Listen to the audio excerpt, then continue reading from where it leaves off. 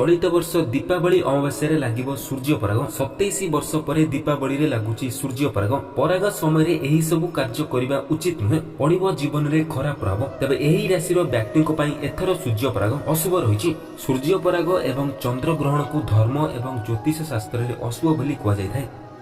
एथि पई ग्रहण एवं पराग समय रे किछि भी खाद्यपेय किबा शुभ कार्य करिबा को बारण करा जाय।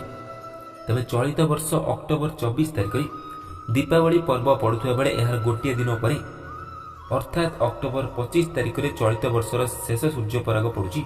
एही पराग समय रे सूर्य तुला राशि रे प्रवेश करिवे जहा फल रे मोट 12टी राशि उपरे तार प्रभाव पकाइबे। किंतु एही सूर्य पराग समय रे विशेष करी 4टी राशि रो व्यक्ति को अधिक सतर्क रहिबा दरकार। वर्तमान आसंतु जानिबा सही 4टी राशि विषय। वृष सूर्य पराग समय रे वृष राशि रो व्यक्ति माने व्यापार वाणिज्य रे क्षति होई पारे। एथि सहित स्वास्थ्य को नहीं एही राशि रो व्यक्ति माने अधिक सतर्कता रहिबा आवश्यक, कारण एही सूर्य पराग समय रे आपनको स्वास्थ्य खराब हेबार संभावना रहिछि। द्वितीय राशि मिथुन पराग समय रे मिथुन राशि रो व्यक्ति माने कोनोसी प्रकार जरूरी कार्य करंतु नहीं, कारण एही कार्य रे अनेक समस्या उपजिवो। एथि सहित एही राशि रो व्यक्ति मानक वैवाहिक जीवन रे अशांत देखाजिवो।